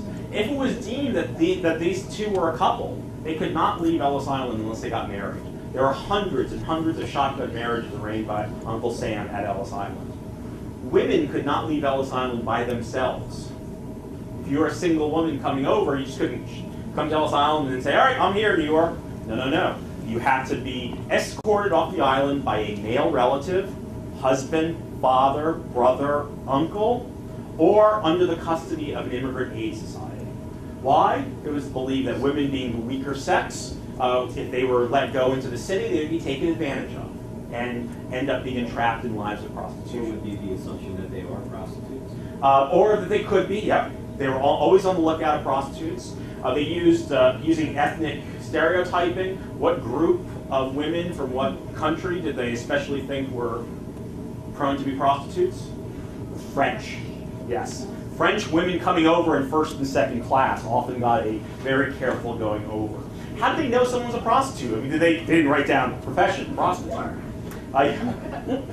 What ended up happening is that there were a lot of poison pen letters that arrived at Ellis Island. So things like, there is a woman who will be arriving on this ship sometime in mid-April.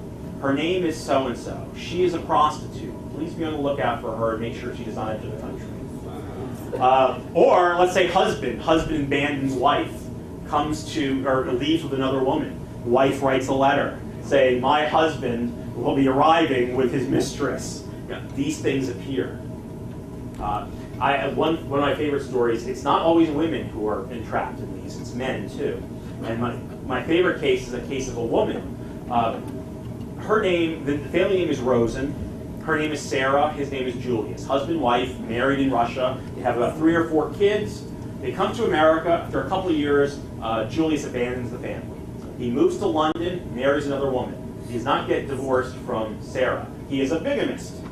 So, fine. Sarah appears to have done very well for herself. She's raised children. She owns a building and has a store, I think a stationery store in there, or a candy store. Meanwhile, Julius's second wife dies. He comes to the United States, and he starts pestering Sarah and the kids. What, you abandoned us, and then you come back? It sort of looks like he's after her money. So what does she do? She's got her first wife who abandoned her, comes back. She writes a letter to Ellis Island saying, hey, my husband abandoned me and the kids, married another woman, he's a bigamist, he's in this country illegally as a bigamist. Please deport him. No, by the way, this is the address where he's staying. Smart woman.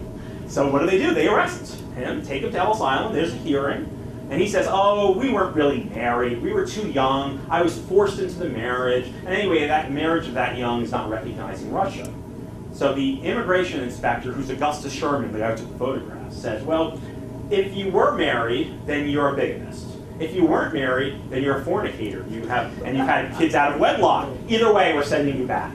They sent him back to England. For years he tried to get in, the government would not allow him back. That's the kind of stuff that was going on here at Ellis Island. The last category I want to talk about were called, in the language of the time, mental defectives. This is the idiots, imbeciles. What we're talking about here is intelligence testing. The terms idiot and imbecile had specific medical definitions. The belief was that you could measure intelligence, and we know today that intelligence testing is controversial. It was controversial then. But intelligence testing is brought over from France, and the first major use of intelligence testing in the United States is at Ellis Island. The second major use is by the Army. They didn't use numbers to measure intelligence, they used a mental age. So a 12-year-old, a mental age of 12 was considered normal. Idiots were those with a mental age, I believe, of between 2 and 5 years of age. So I think we could safely say someone with severe mental deficiencies. Imbeciles were those with a mental age of between 5 and 8 years.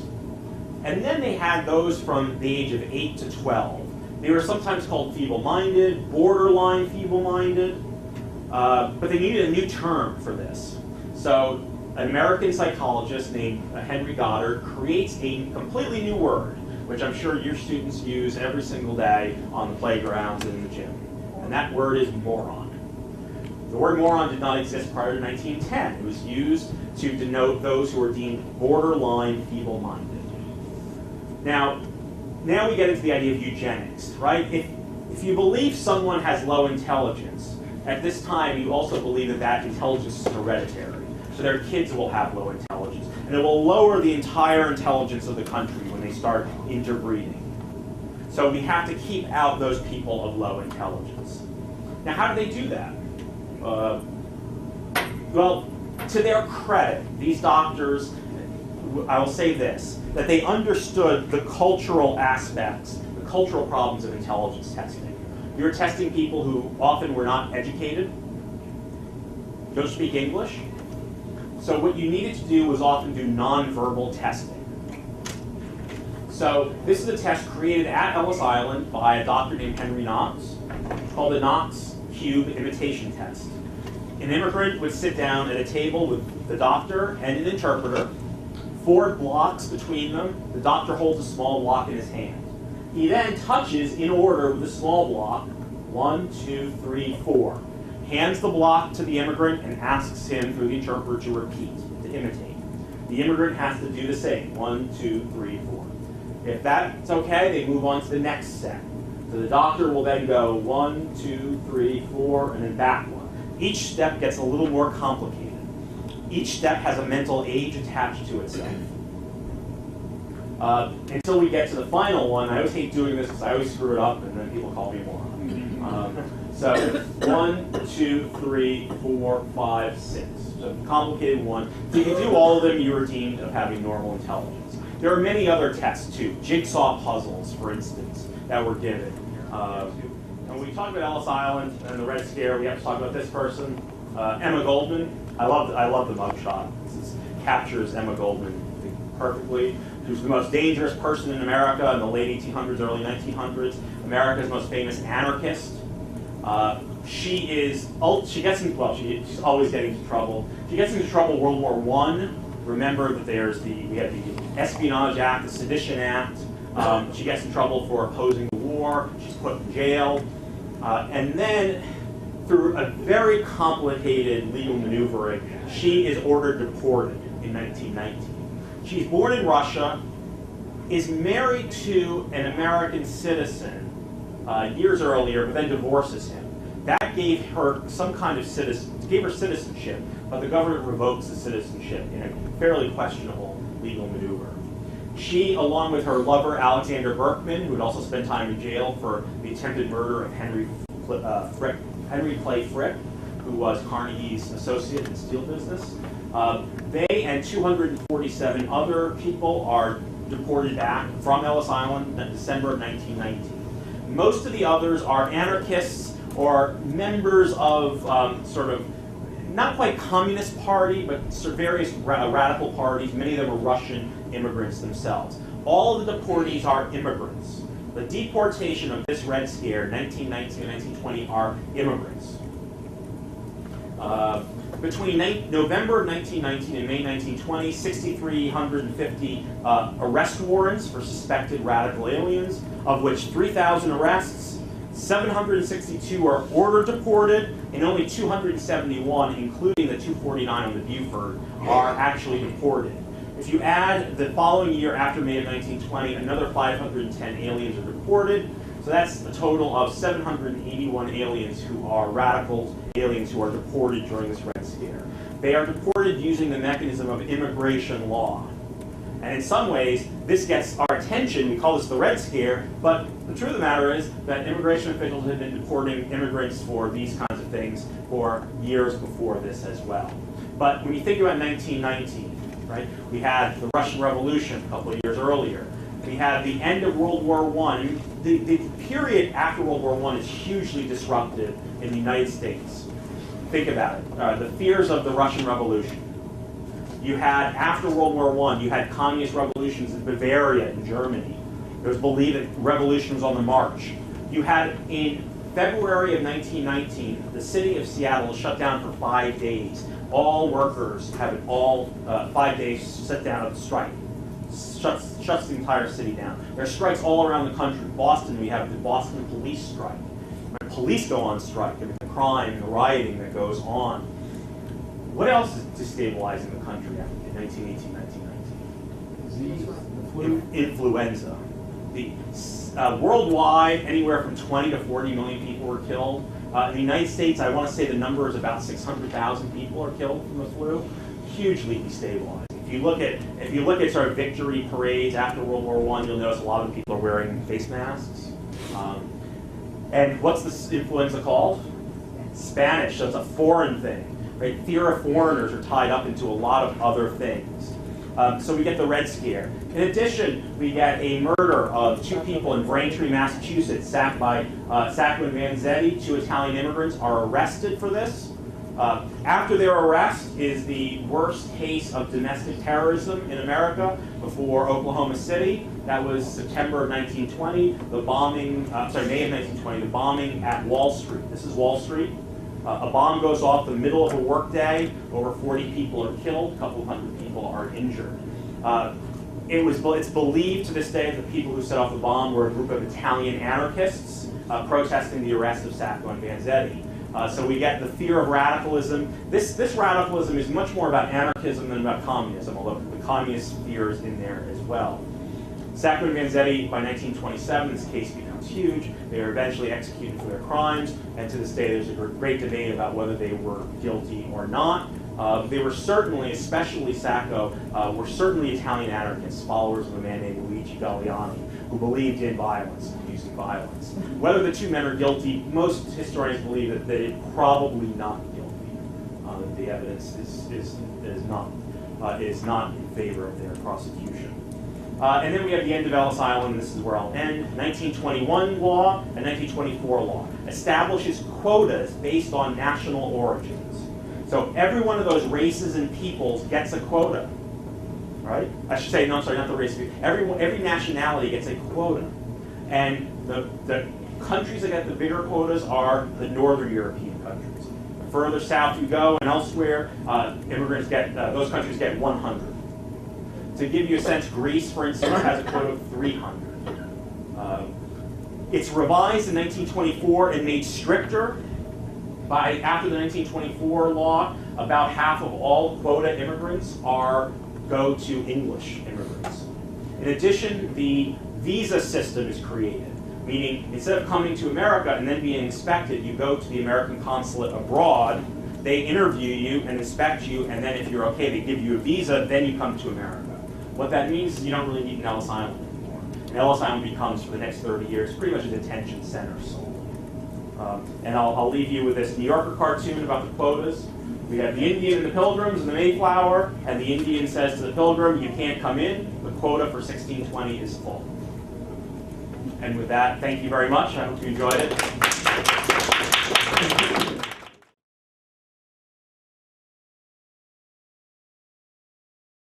Much reform. It didn't bring much light in. It was often used as sort of a garbage chute. This would become very smelly. Not a great reform. But tenements, and you can go there. Has anyone ever been to the Tenement Museum in New York City? If you're ever in New York City as a tourist, visiting, whatever, try to go to the Tenement Museum. It's on Orchard Street. It is, it's one of these tenement buildings restored to how it looked like in the late 1800s, early 1900s, and they've restored individual apartments based on the families that actually lived there. So they're, and over time as well. You have 5 minutes. Also, is it not available online, like your Yes. students can go through it? Mine have done that. Yes, you can go online. They do a very good job. I used to get, in the 90s, I gave tours of the Tenement Museum. But these days, you can, I believe, haven't been on the website in a long time, but you can just Google Tenement Museum NYC, go to the website, and you can visit them and have your students do some things on there as well. They're a very, very good job. Now there's a tendency to say that tenements were horrible places to live, they're terrible places to live. Well, quite frankly, myself and probably none of you would want to live there today. Having said that, for the people who live there, when you do go through the tenement, one of the interesting things is they interview a girl, she's not a woman, elderly woman, who grew up there. And she has great memories of the tenement. It's really something that kind of goes against what we normally think. She has nothing but positive things to say about it. It was great, it was wonderful, it was a great place to grow up. In fact, the Tenement Museum was built in the 1860s by a German immigrant who then moved into the tenement building. After he built it, he moved into it. So while I would not suggest that, and today the tenements are of New York, and again, I know New York so well, I'll talk about New York. Today the tenements, these same tenements are now occupied by either usually Chinese immigrants, or sometimes Hispanic immigrants, or young professionals who are looking for cheap rents and looking to live in Manhattan. So they are being kind of multi-purpose reused, and in some ways resemble the past, with immigrants crowding into very small apartments, and in other ways, young people kind of moving in looking for cheaper rents. So this idea of kind of how bad the tenements are, you see here, these are a number of laws that New York passed. 1867, fire escapes and windows in every room. 79 was the dumbbell tenement. And then 1901 was an improvement upon that, which mandated, that's another thing. If we go back, sorry, 1 floor, 4 apartments, 1 bathroom, a shared bathroom. All right. Now that's an improvement. In the past, it used to be outside, in the backyard. There would be in the back a little, maybe 20 feet in the back, where you had your water and where you had your privy, your outdoor bathroom. So this is the stereotype of the Chinese laundry person. Ancient Chinese secret. So Calgon, which it's the exact opposite of this. It's Calgon, an American-made detergent, using basically the seal of approval of the Chinese laundroman, saying, you know, this is, it's an ancient Chinese secret. Yes, no, Calgon. I think you can actually find it on YouTube. I think it's on YouTube somewhere if you search for it. So now, it does not exclude all Chinese immigrants. The law excludes Chinese laborers. Going back to that professional, skilled, unskilled. teachers, doctors, clergy, students are still allowed to come into the country. Businessmen, merchants are still allowed. You'll often find immigrants coming in, Chinese immigrants after exclusion going, oh yes, my business partner is already here. Right? You would claim, if you were a Chinese immigrant already here, you would claim, oh yes, so-and-so who's coming in is my business partner. That's a way. There were ways to get around Chinese exclusion. Prior to Chinese exclusion, about 250,000 Chinese in America, mostly on the West Coast. Let's see. I'm going to skip through a couple of these things. I want to talk about immigrants where they lived when they come to America. This is what? Dumbbell tenements, yes. Well, originally, just a tenement in general. What is a tenement? Multi-family. The actual, we connect the word tenement with immigrant today, but a tenement is really any multi-family building, 3 or more people, an apartment building. But it's come to be viewed, the classic tenements are a classic working class and immigrant building. This is a classic, this is a dumbbell tenement, but before the dumbbell is actually not that great, but it's a reform. The classic tenement has 4 apartments, right? Now, let's forget that there is the dumbbell here. It has 4 apartments, 3 rooms per apartment, that includes the kitchen, and 1 window. So a front window, or for these, a back window. Now, how many people are going to live in here? Could be 7, could be 8 people. Depends how many children they have. They could take in boarders to help pay for the rent. So you're talking about a lot of people crammed into a very small apartment with very little light or ventilation. The whole purpose of the dumbbell tenement is to create more ventilation into the building. So the dumbbell, this is looking from the sky, looking down, 2 buildings, 2 tenements put together. If there's a little carve out in the middle, creates an air shaft, and that would create windows for the inner tenements. That was a huge, this is an actual dumbbell tenement. It's not very wide, as you can see. We're not talking very wide. This was a great reform in New York, especially. In reality, it was not very. Around 1900, they moved the bathroom inside, 1 shared bathroom, and then they move it to every apartment. All right, so we're talking about changes in sanitation, public health issues. Now, in just a couple of minutes, I want to talk about this man, Jacob Riis. His famous book, How the Other Half Lives. So most of you are familiar. I'll just talk very briefly. I like this photo because he looks a lot like Cliffy from Cheers. Remember the know-it-all mailman? Kind of looks like that. An immigrant himself from Denmark. Riis is a journalist. He's friends with Theodore Roosevelt. He has the police beat in New York. So he spends a lot of time with the cops and in the kind of the immigrant quarters. Now, this area that Riis is taking photos, has anyone ever seen the movie The Gangs of New York? It's that neighborhood 20 years later, 30 years later. Don't get me started on the problems with Gangs of New York. All the historical inaccuracies of the Gangs of New York, don't get me started on that. But think about it, it's really that neighborhood that Riis is taking his photos. Here's one of the photos. The thing to remember, Riis is a reformer. He's taking photos to do what? For a purpose. To show these photos to whom? To rich people in general. Rich and middle class people, yeah. Saying, look, this is how the other half lives. Look how bad these conditions are. We need to do something about them. We need tenement reform. He's very interested in children. So he's very interested in parks. Children need parks. Because where do children play? There we go. Here's some street urchins in the street, children's street. And that's dangerous. It's bad. It's bad for their health. This is a wonderful photo. Looking at this photo, though, it becomes very clear what. These are stage photos, yeah. Would you consider him a journalist or a photojournalist? Oh, he started as a journalist, print journalist, but then gets into the medium of photography. So I guess you'd call him photojournalist. He's an investigative journalist, right? He's a journalist with a mission. right? He wants to make changes in society. He wants new laws to protect children. Now, how are we doing, Hannah? You need to stop, actually. Okay, thank you. All right, I'm going to talk briefly about Reese when we get back from our break, and then we'll continue. Reese is a journalist, photojournalist, reformer. So he's an interesting case in that he wants to use his journalism, his photos, to make social change. And it's to keep that in mind, to look at the photos, right? First of all, to understand the stage nature of the photos. So these are the children. The title of this, I'm not sure what the title is, but oftentimes these are called the street urchins. And it's funny, you can actually see one of them doing all this work and doing it for less money.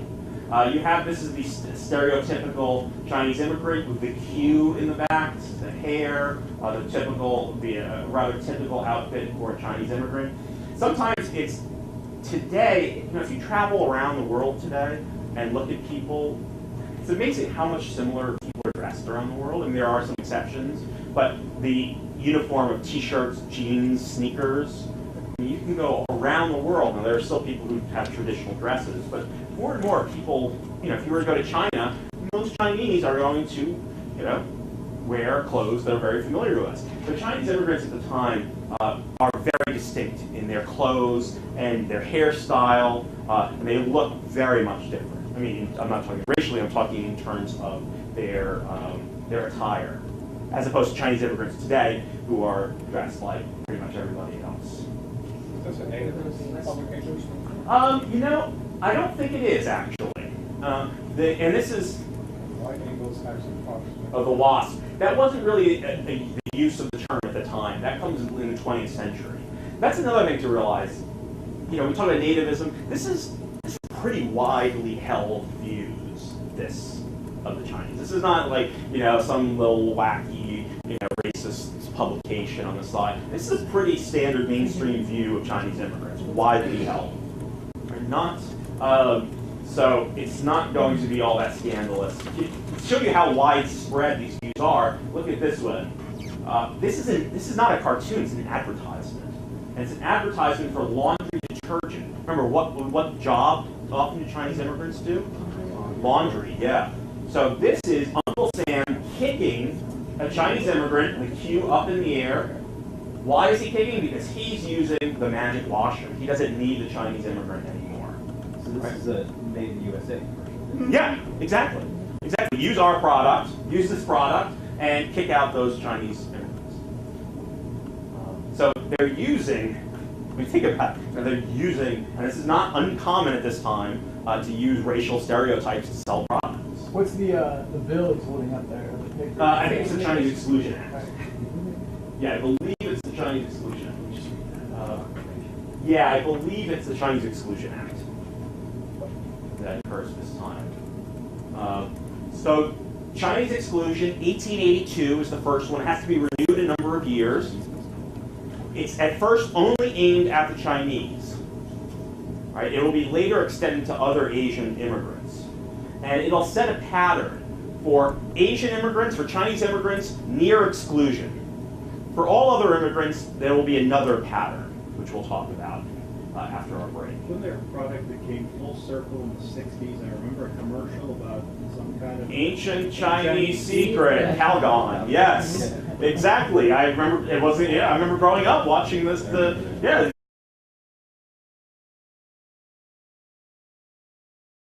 Right, exactly. So they ask you your profession, and you said, and there's a category of exclusion called professional beggar.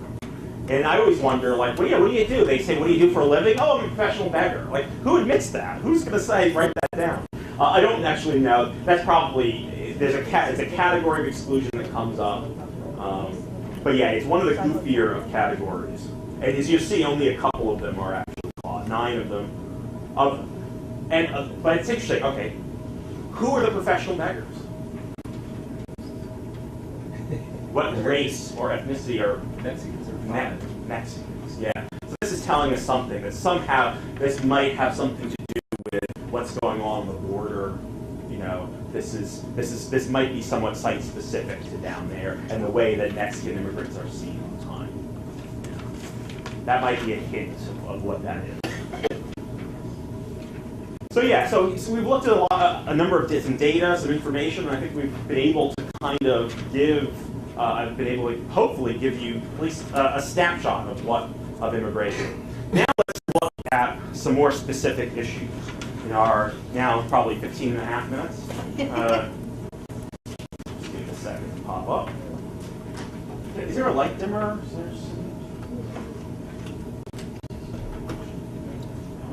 Maybe not all of them, maybe just that's them. All right, I just thought I would start off with, and I'm going to just go over some random themes here. This is a cartoon. This is from. It's from Wish. Okay, The Wasp. I'm sorry, 1883, and it is the year after the Chinese Exclusion Act, which came in 1882. This gives you a good idea of what Americans thought about Chinese immigrants. Here is a Chinese immigrant. What can we say about this immigrant? What is the immigrant doing? Everything. Oh, that's good. Yeah, multitasking. The immigrant is multitasking, doing all these jobs. And what's going on out here? Idlers. Nothing. They are native white labor who are out of work.